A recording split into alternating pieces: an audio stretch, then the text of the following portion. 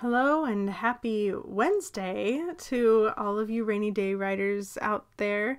Sorry that this is another late posting. It's actually not due to any other schedule shifting that we've had. It's totally due to my own personal issues and things that have come up in my life, and also the fact that I am a terribly slow writer and it took a long time to actually get this piece out. So hopefully I have left enough time for poor Lydia to get her installment in. We missed her last week because she had some technical difficulties. Hopefully she is able to solve those this week and join us again, because I really want to see how she wraps up this craziness. This is a little bit of a longer installment because I couldn't stop. So hopefully you enjoy it. Anyway, without further ado, here is my installment of our scary hot potato. The day had been bright and deliciously sunny when Lenora and I stepped onto the pier at the end of the path leading to the resort. We were excited to spend 5 whole days relaxing and enjoying the gorgeous tropical locale. We hadn't seen each other for over a year, after I took that job at a Washington, D.C. newspaper, and she moved half a continent away to take care of her mother. At some point I'd lost track of time, Lenora, and my job. She called me up on a particularly gray, chilly day to tell me her mother had just eloped with some deadbeat and didn't need her anymore. I told her that was a fascinating coincidence. The paper I worked for had just gone bankrupt and merged with some bigwig, and apparently didn't need me anymore either. We'd both saved up enough money in our lousy situations to afford to make some poor decisions, so after about 5 minutes on the internet, we decided on a discount stay at this tiny island in the Bahamas. I'd had about 2 seconds of trepidation about traveling to a no-name resort, boasting at most 3 stars, but it took even less time to become giddy at the idea of lying on white sands and soaking in the heat of the tropics, so I was all in. I mean, who was I to judge, sight unseen? 3 stars was probably about 5 stars better than my little apartment in the city. I wouldn't be enjoying the same weather in D.C., that was for sure. We hadn't brought much with us, so we needed no assistance with our luggage. We shouldered our bags and walked about 100 feet down the dirt path to an enormous, elaborate wrought iron gate, flanked on either side by tall stone walls. Lenora pressed the button, over which a quaint little plaque read, "Ring for service." A man of indeterminate age, clad sharply in a bellhop's red and gold uniform, met us at the gate in a large golf cart. We showed him our IDs and confirmation papers and loaded ourselves into the vehicle. He picked up a little radio receiver connected to the cart by a coiled wire and spoke our names into it. An unintelligible reply issued from the microphone, and the man nodded once and transported us to the front doors of a sprawling colonial-era mansion. The driveway circled around a fountain, shining arcs of water glistening in the sun as they tumbled to the pool at the base. Palm trees fanned in the warm breeze, and the salty scent of the ocean tinged the lush fragrance of tropical flowers, greenery, and dusty concrete. I hadn't expected much of this place, so I was already modestly surprised at how beautiful it was. It had a unique historical quality to it. Maybe I could do a write-up on it for some publication somewhere, a little fluff piece that might launch my travel writing career. We entered the building, offering to tip the driver, but he wouldn't accept anything. He drove away as we went up the stairs to the front doors. It didn't take long to check in, find our rooms, and use the heavy iron keys to unlock the doors.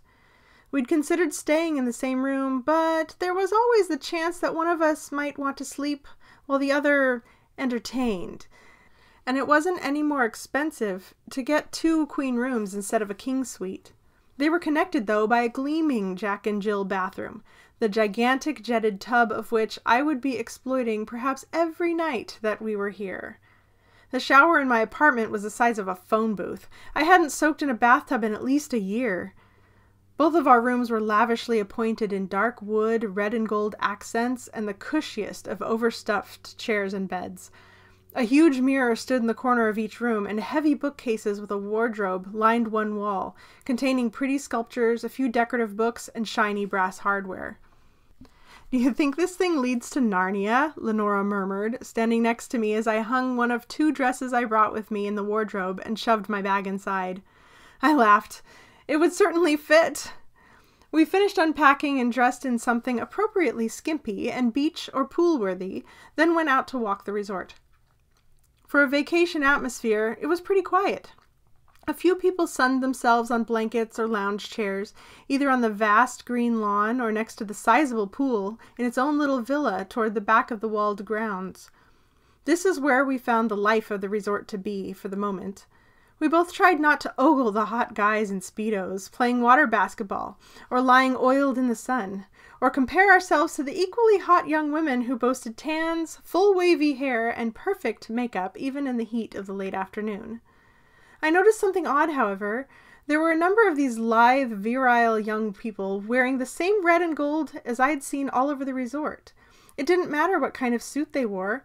They all bore some kind of shape on the left side, either breast or hip.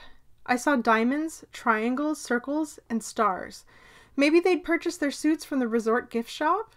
But did that many people not think to bring their own? I quickly decided it didn't matter. After 2 free cocktails, a dip in the pool, and a soak in the steamy afternoon heat, we were in heaven.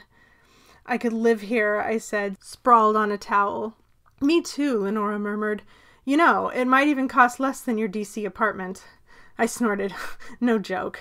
We both startled when the toll of a bell broke through the sound of birds, breeze, and recreational activities. Good evening, said a heavily accented voice. I looked around and couldn't see loudspeakers, but almost everyone clad in crimson had stopped and faced the mansion. The time is now 5 o'clock, and the dinner will be served in the dining room in 1 hour, followed by a reception and wine tasting on the patio for our guests. Thank you for your attention. As one, the red-clad guests nodded and intoned, "The pleasure is ours." Then they all burst into activity, getting out of the pool, picking up their towels, gathering random items, heading to the mansion. I looked at Lenora, who stared back at me just as confused. There were 3 other people at the pool not dressed in red, but perhaps they had been there longer than us and were used to the announcements, because they looked around and copied the others' actions. Lenora and I jumped up and scrambled to gather our things as well. The sun would be falling below the wall soon anyway, and we were going to need to shower and change before dinner. Despite the strange happenings at the pool, I felt pleasantly buzzed and loose-limbed from the cocktails and sunshine. I also realized I was ravenous, so I happily looked forward to being fed something that didn't come out of a microwave. And boy, was it amazing. I hadn't eaten so well in my entire life. I probably had too much wine, too, which was plentiful. I knew I'd had to pace myself if I wanted to not be falling down drunk at the reception, however, so I cut myself off after my 3rd glass. The reception was just as lavish as dinner, and I wondered as I ate my 3rd canapé how the young men and women I'd seen at the pool stayed so lithe eating this rich food. But I was too tipsy and deep into flirtation with one of the said young lithe men to even care. I'd lost track of Lenora, but she was an adult. She could take care of herself. You know, I overheard you at the pool, the young man I spoke with, who said to call him Nick, said, leaning in close and holding my appreciative gaze. You could live here, if you wanted. My wine-fog brain attempted to rouse my suspicion, but failed. What do you mean? I asked coyly, twirling an end of the lacing on the front of my dress around my finger. We have a club. It's very exclusive. I looked down at his dark red suit jacket, noticing the little triangle-shaped pin on the left lapel and poking it gently. Oh, is that what these shapes are for? That's part of it. I think you'd like it. You would fit well.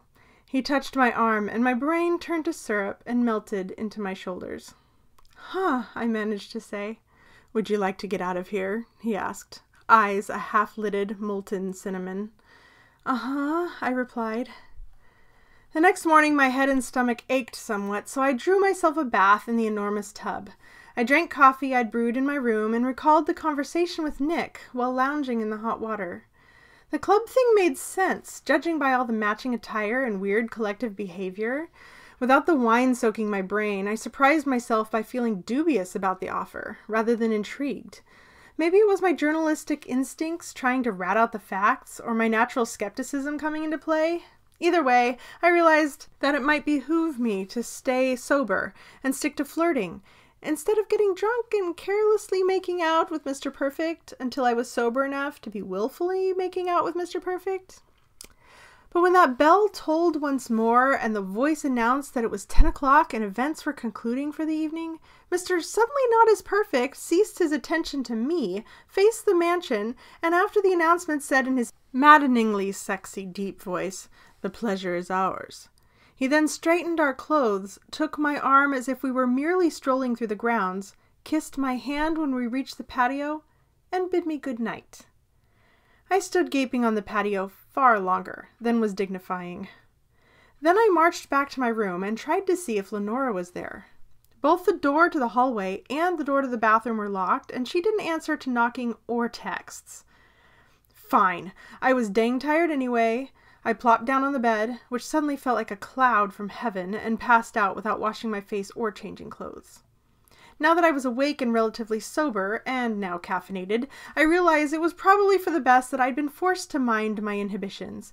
And, in fact, this club's behavior, though odd, might actually be imposing manners on what could be a potentially hormonal bunch of good-looking residents in the flower of youth. Maybe this doubled as some kind of finishing school? Whatever. I would choose to put a silver lining on it, but tread more carefully from now on. I just put my other dress on when Lenora burst into the room. "You have to come with me, now." "What? Where'd you go last night?" "That doesn't matter. What matters is I have the story of a lifetime for you, but we have to go undercover." Can we eat breakfast first?" "No." She dragged me out the door and down several hallways. It occurred to me that I'd only explored the grounds and not the house itself, so I had no idea where we were going. When she turned at the end of the hallway and started down a dark set of stairs, I balked.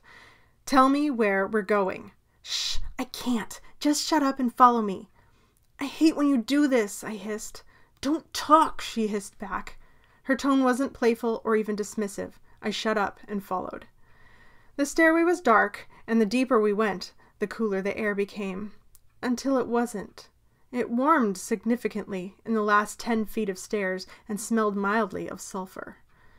I tugged Lenora close and whispered in her ear, "Did you just literally drag me into the pit of hell?" "No, stupid. I followed someone last night. You'll never believe this." She took several steps forward and pulled a sconce on the wall. A panel swung soundlessly outward, a blast of heat and stench of sulfur making me recoil. Lenora dragged me forward. I tried to dig in my heels, but she wouldn't let me go. "Look," she said out loud once the panel had swung shut behind us.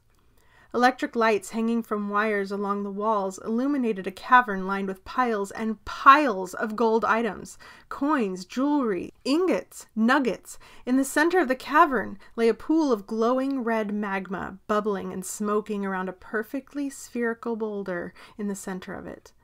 I couldn't tell if the boulder itself was reddish-brown in color, or if it was the reflection of the molten rock around it.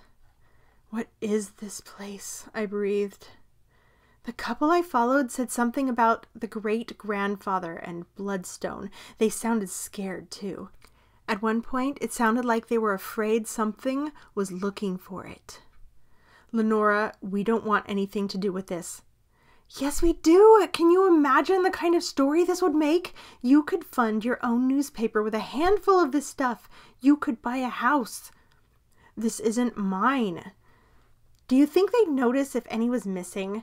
We could fill our pockets with a little from here, a little from there. They would never know." "No, I won't steal from them. This place is weird. In fact, we should just leave today. We could stay in a hotel in the Keys, or Puerto Rico. I've heard it's inexpensive in Puerto Rico. Please, Lenora, let's go. It's not worth it." "Okay, I won't take any, but let's at least infiltrate their little cult thing. We can go as soon as we figure out what it's about. You could write a book, submit it to a tabloid." "Lenora..." "You cannot tell me you aren't curious. Come on. What do we have to go back to right now? Maybe they'd even comp our stay if we join their club. Or they'll take us for all we're worth. These kinds of things can be a scam." "Abigail?" I had to admit, the adventure and intrigue sounded interesting, as did the idea of writing a book about this. I clenched my teeth and caved, like I always did. "Fine," I relented. "We'll ask about the club. We'll try to get in. But not if it gets weird, okay? And not if that whatever comes looking for its whatever." "Yes, I knew you'd come around." "All right, let's go to breakfast and ask some of those hot guys about how to join their fun." Only one day later, Lenora and I had not only found out the name of the cult, the esoteric Order of the Bloodstone, which I giggled about later in the secrecy of our rooms, but also how to join. It turned out they would be having a festival on the third night we were there, where they would take in new acolytes to join the order. It was a bonfire event with chanting, sermonizing in weird languages, and, for lack of a better description, interpretive dancing. And they were all entirely sober, having not touched a single drop of wine for the entire day. Lenora and I put on earnest faces, learned all we could, and danced just as enthusiastically as the veterans. Nick found me that evening, and we danced together. I realized I could not be mad at him for being compelled to be a gentleman, but it was convenient that he still wanted to talk. "You are so lucky," he said. "I've been waiting so long for this festival, and it's finally here. You don't have to spend ages as an acolyte before you see her." I faltered slightly, but regained my step. "Who exactly?" "Her. But you'll know when you see her, and you will love her." And then he kissed me, and darn if I didn't just forget everything we were just talking about, or stopped caring for the next few hours. I let go of that prudent part of me who was going to be careful and safe, and completely embraced the part I was playing, and Nick. I didn't need alcohol to feel this good. A part of me actually enjoyed being a part of something. It was almost like having a family again. I was toying with the idea of staying. Could it be that bad? They all looked so healthy and happy. They just had to follow a few rules, but they got to live in this gorgeous place, and it looked like they were probably set for life, if that hoard was any indication of the wealth this place contained. Lenora and I fell into our roles with abandon after that night. We did everything the others did, like we were already part of the club. For now, it didn't matter that we were going to run out as soon as we figured out all of this and expose this weird cult for what it was. 3 days of this had already made me feel like a different person. But I had been assured that soon I would be able to meet the great-grandfather, merely called grandfather among the other members, and her, whomever she was. We were all supposed to gather in the cavern that 5th night. Lenora and I had planned to sneak out afterwards, unless it seemed safe to stay a little longer, and catch our plane back to the States. Lenora had disappeared for part of the day. I thought maybe with the guy she'd been pretty snugly with the past 3 days. Not that I could blame her. Nick and I had practically been inseparable. If there was anything I wanted to steal from this island, it was him. Our robes appeared that evening, and I realized suddenly what we were doing. We were about to jump into the unknown, commit to something, and try to leave it. These things didn't end well. Stealing information and making it public didn't always end well either, and especially not with creepy people like this. Lenora and I were going to be dead in an alley somewhere someday, and it would be because we were stupid enough to join this cult and then talk about it. This was such a bad idea. Lenora showed up that afternoon with a new necklace. It was my mom's, she told people who asked. But I knew that was a lie. Her mom hadn't given her anything but a roof over her head. That stone looked exactly like the boulder under the mansion. "They'll never miss it," she whispered later, placing it around my neck before cinching the belt on my robe. Oh, they'd miss it. Someone or something would miss it, and Lenora would pay the ultimate price. Now the grandfather wanted payment, as did the thing looking for whatever secret the mansion held beneath it. I stared at the radio receiver in my hand, and then at the cardboard in my lap, then at Vincent, trying to figure out what was going on. Trying to put 2 and 2 together. My mind felt like mud. The smell of smoke grew stronger. The boat's engine sputtered and cut out. Vincent staggered away from the wheel. "I did what you want!" he cried to the wind. "I did it! She's right here! What more do you want of me? What?" With a terrible, inhuman shriek, he clutched his head and fell forward, convulsing. We'd reached the pier. I shoved the false radio off my lap and stumbled to the back of the boat.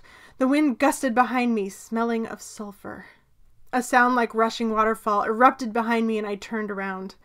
A towering mass of black grew out of the water, like a new island emerging from the deep, but then a long, sinewy neck and triangular head appeared, eyes glowing red like the magma beneath the mansion. 2 gargantuan wings spread out from either side of the black column, followed by great arms with claws. It was her. I knew it immediately. The necklace around my throat hummed and warmed my skin. It spoke to me. It approved of me. I had resisted the one who held the child captive, and I could reunite the mother with her son. This was it, I thought. The reason I came here. My reason for existing. I looked down at Vincent, shaking on the deck and vomiting water. "Come on," I said, helping him up. "It's time to free some souls." So there you go. That is my installment of our hot potato story, and I am passing it on to Lydia to finish up. So good luck, Lydia. Take your time, because I know I did, and I'm sorry that it took so long. But I am laughing at myself because it's so ridiculously cheesy. And Joy was saying that hers was the first draft that ever first drafted, or whatever it was. And I feel ya. That's kind of how this went too. So anyway, I hope you enjoyed it, and look forward to our next installment, whenever that will be. And then we should hopefully be back on track on Tuesday. So all of you have a great week and a fun Halloween. And I will join you again the first full week of November. And hopefully I will have a NaNoWriMo idea by then. So wish me luck. Anyway, I'll talk to you later. Bye.